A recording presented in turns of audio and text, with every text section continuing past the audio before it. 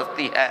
رب ذوالجلال کی طرف سے جو اس امت کے اوپر بہت بڑا انعام ہے وہ ہمارے آقا علیہ الصلوۃ والسلام کی ذات ببرکات۔ تو پھر آگے سے ان کے صحابہ کرام عالم رضوان، اصل میں ایمان کے ماڈل تو وہ ہے جنہوں نے سرکار مدینہ صلی اللہ علیہ وسلم کے عمل کو دیکھا اور پھر سرکار کے سامنے انہوں نے جو عمل کیے، سرکار نے روکا نہیں، انہوں نے کہا میرے نبی علیہ السلام ہم تو رب سے پیار کرتے ہیں، رب کے نبی سے پیار کرتے ہیں، جس کی وجہ سے ہم آپ کے وضو کا پانی زمین پر گرنے نہیں دیتے۔ میں کہتا ہوں وہ صلح حدیبیہ کا جو معاملہ ہے اس کو بھی پڑھ کے دیکھے تاریخ اسلام کے اندر، کہ بخاری شریف کے اندر موجود ہے۔ بہت بڑا کٹر مشرک جن کا نام عروہ بن مسعود تھا اور یہ طائف کے اندر رہتا تھا، اسی کے بارے میں رب ذوالجلال نے، اور دوسرے وہ ولید بن مغیرہ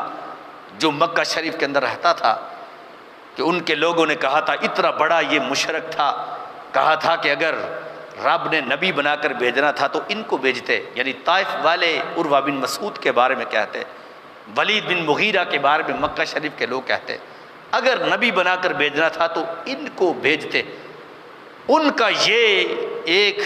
گمان تھا، اتنا بڑا، یعنی وہ کٹر مشرک تھا عروہ بن مسعود۔ جس وقت یہ مذاکرات کے لیے یہ صلح حدیبیہ کے مقام پر آیا، اس نے دیکھا سرکار مدینہ صلی اللہ علیہ وسلم کو اور ان کے صحابہ کرام علیہ رضوان کو دیکھا۔ بخاری شریف کے اندر ہے، 5 چیزوں کا ذکر ہے، جن میں سے یہ بھی تھی کہ جس وقت سرکار صلی اللہ علیہ وسلم وضو کرتے تو وہ صحابہ کرام علیہ رضوان وضو کا پانی زمین پر گرنے نہیں دیتے تھے۔ جب سرکار اپنا لعاب نکالتے تو وہ پانی، وہ جو لعاب تھا وہ زمین پر گرنے نہیں دیتے۔ جب سرکار مدینہ صلی اللہ علیہ وسلم حجامت کرواتے تو وہ بال مبارک جو سرکار کے ہوتے اس کو زمین پر گرنے نہیں دیتے تھے۔ اب یہ عروہ بن مسعود سب کچھ دیکھ رہا تھا کہ سرکار لعاب نکالتے ہیں تو یہ اپنے جسم پر ملتے ہیں برکت کے لیے، اور جب یہ جو ہے وہ لعاب نکالتے ہیں تو اپنے منہ کے اوپر چہرے پر ملتے ہیں برکت کے لیے، اور یہ وضو کا پانی جو استعمال شدہ ہے اس کو تو زمین پر گرنے نہیں دیتے۔ جب سرکار گفتگو کرتے ہیں تو یہ پتھر کی طرح اپنے سروں کو جھکا کر بڑی خاموشی سے، بڑی توجہ کے ساتھ وہ سنتے ہیں بات کو۔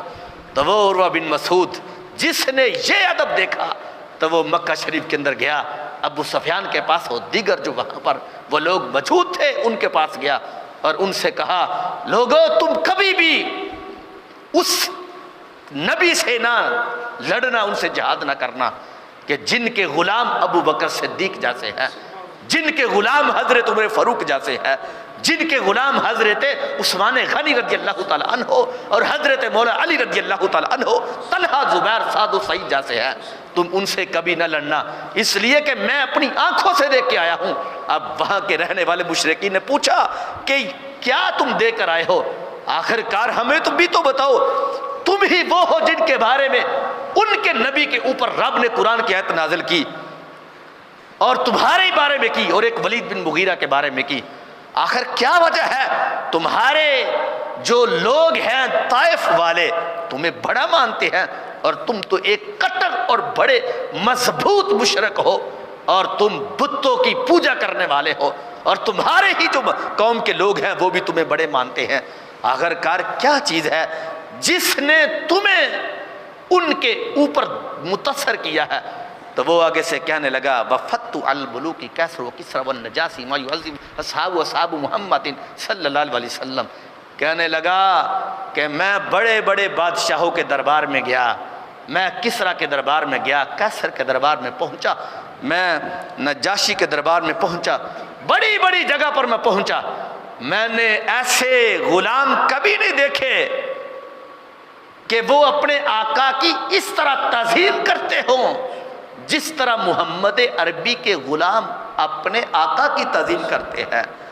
کہ میں نے دیکھا کہ وہ اپنے منہ مبارک سے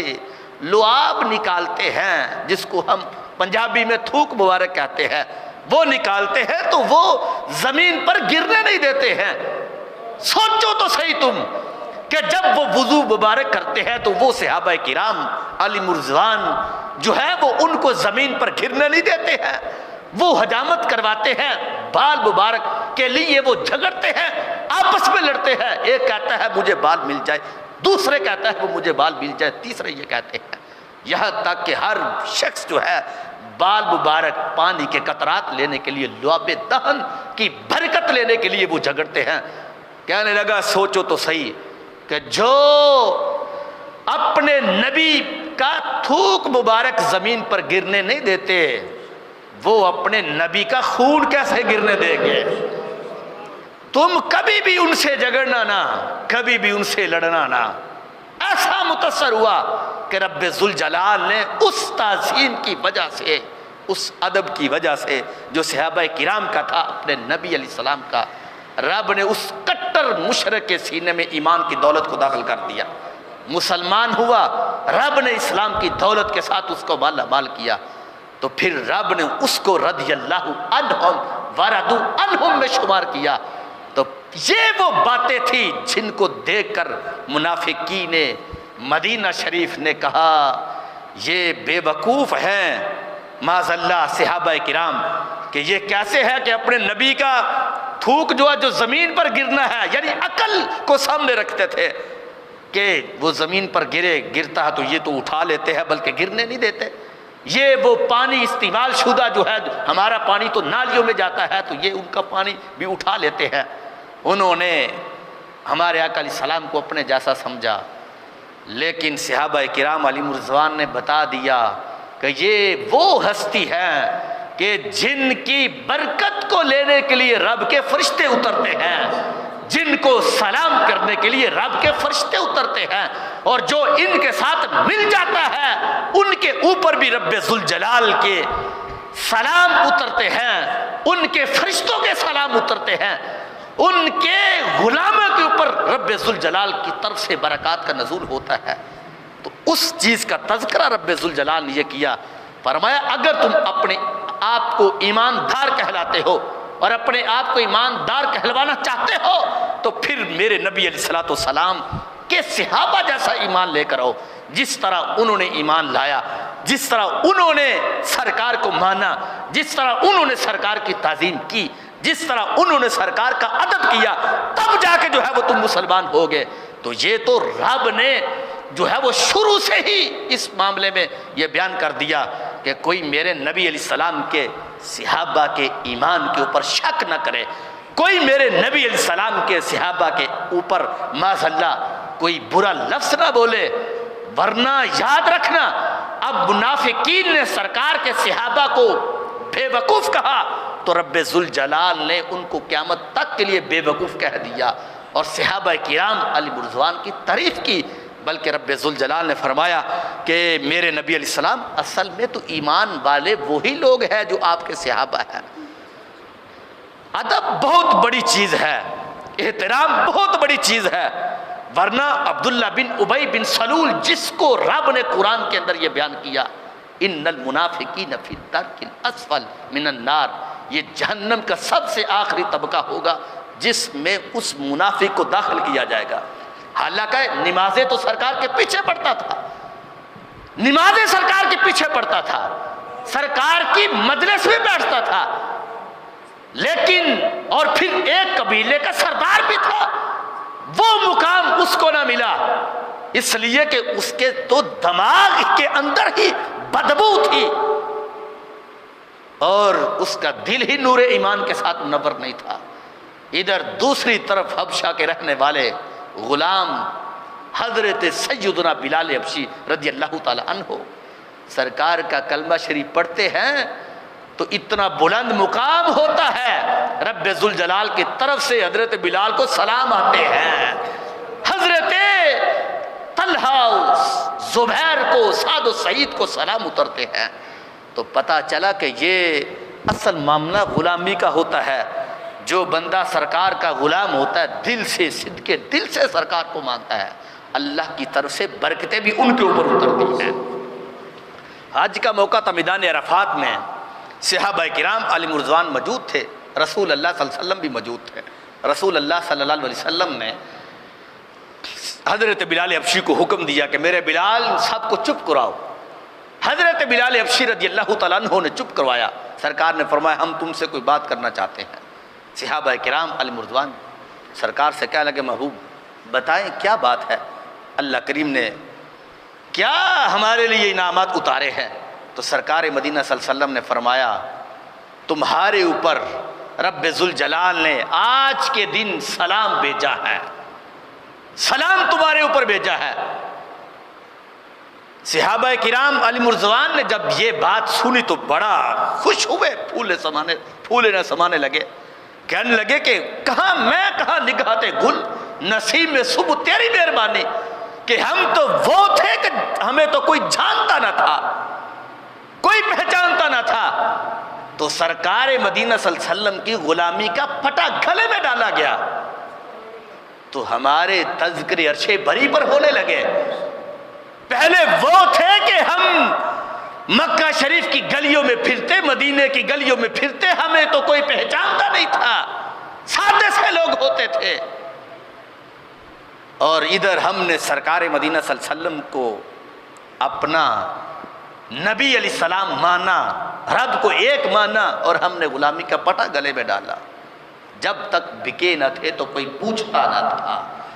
آقا تو نے خرید کر ہمیں انمول کر دیا کہ انسان کی تو کوئی حیثیت ہی نہیں تھی.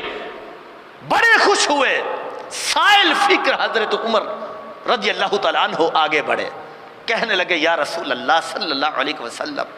آپ ہمیں یہ تو بتائیں کہ یہ سلام جو اللہ کی طرف سے آج میدان عرفات میں ہمارے اوپر اترا ہے,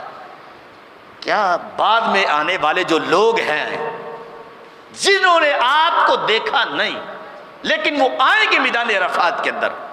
کیا ان کے اوپر بھی یہ مہربانی ہوگی اور اللہ کی طرف سے سلام اترے گا؟ تو سرکار مدینہ صلی اللہ علیہ وسلم نے ہمیں پیچھے نہیں چھوڑا. سرکار نے فرمایا ہاں میرے عمر, یہ سلام صرف تمہارے لیے نہیں,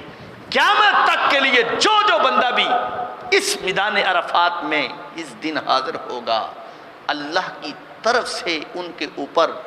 سلام کے سندیسے اترتے رہیں گے, ان کے اوپر رب کی طرف سے سلامتی اترے گی, رحمتوں کا نزول ہوگا. تو یہ حالانکہ ادھر جو سرکار کے صحابہ ہیں, حضور کے غلام ہیں, ان کے اوپر سلام اترتا ہے اور قیامت تک کے لیے اترے گا. دوسری طرف وہ جو صرف زبان سے کلمہ پڑھتے تھے اور جب ان کو کہا جائے کہ تم ایمان ایسا لے کر آؤ جس طرح کے صحابہ کرام علیہم رضوان ایمان لے کر آئے,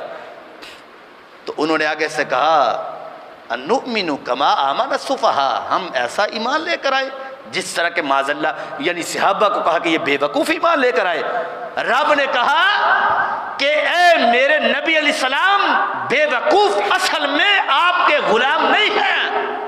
بے وقوف یہ لوگ ہیں جو تمہارے صحابہ کو بے وقوف کہتے ہیں. تو پتہ چلا صحابہ کو معاذ اللہ برا کہنا اصل میں وہ خود برا ہوتا ہے. صحابہ کرام علیہم رضوان کو غلط کہنا وہ بندہ خود غلط ہوتا ہے. یہ تو ویسے بھی قاعدہ قانون ہے, المرء یقیس علی نفسہ, یعنی جس کا سادہ سا ترجمہ یہ کہ بندہ جیسا ہوتا ہے دوسرے کو بھی ویسا ہی سمجھتا ہے. بندہ خود اچھا ہے تو وہ مومنوں کو بھی اچھا سمجھے گا, اگر بندہ خود غلط ہے تو دوسروں کو بھی غلط جانے گا. اور ویسے بھی مومن کی شان یہ ہے کہ نبی علیہ السلام خود فرماتا ہے ظن المؤمنین خیرا, فرمایا مومن کے بارے میں مومن گمان بڑا ہی اچھا رکھتا ہے. مومن کبھی بھی دوسرے کو دھوکہ نہیں دیتا, مومن کبھی بھی کسی کو غلط نہیں کہتا, مومن کبھی بھی کسی کے بارے میں حسد نہیں کرتا, مومن کبھی بھی کسی کی چغلی نہیں کرتا. تو یہ تو قاعدہ قانون جو ہے رب ذوالجلال کی طرف سے اور رسول اللہ صلی اللہ علیہ وسلم کی طرف سے امت کو ملا ہے کہ جب عام مومن کے بارے میں یہ ہے تو پھر سوچو تو صحیح کہ جو بندہ صحابہ کرام علیہم رضوان کو معاذ اللہ برا کہے, سیدنا ابو بکر صدیق رضی اللہ تعالی عنہ کو تبرہ بولے, حضرت عمر فاروق رضی اللہ تعالی عنہ کو غلط کہے, حضرت عثمان غنی, حضرت مولا علی کرم اللہ وجہ الکریم رضی اللہ تعالی عنہما ان کو برا کہے یا کسی اور ایک صحابی کو بھی برا کہے, تو یقیناً وہ بندہ خود برا ہے. اپنے ایمان کی فکر کرے, اس کا ایمان تو خود ٹھیک نہیں ہے. اس لیے رب نے کہا کہ جو میرے صحابہ کے ایمان کے اوپر شک کرے, جو غلط کہتا ہے, اس بندے کا تو اپنا ہی ایمان سلامت نہیں رہتا ہے۔ میرے مرشد کامل حضور قبلہ پیر سید محمد باقر علی شاہ صاحب نور اللہ مرقدہ ورحمۃ اللہ تعالی علیہ ورضی اللہ تعالی عنہ، میں نے خود جو ہے آپ کے سامنے بیٹھ کر اس بات کو سنا کہ آپ فرمایا کرتے تھے جو نبی کریم علیہ السلام کے صحابہ کو برا کہتے ہیں، میرا مشاہدہ ہے کہ جب ان کو قبر میں رکھا جاتا ہے ان کا چہرہ خانے کعبے سے مڑ جاتا ہے، ان کا ایمان سلامت نہیں رہتا، وہ کبھی بھی مومن نہیں ہوتے جو صحابہ کرام علیہ رضوان کو برا کہتے ہیں، کیونکہ یہ قرآن خود کہتا ہے، یہ دلیل ہے باقاعدہ کہ رب کہتا ہے، یہ جتنی بھی تفسیریں اس کے اندر آپ پڑھ کے دیکھیں اس کے اندر موجود ہے، اس کا یہی مطلب ہے کہ جب صحابہ کرام علیہ رضوان نے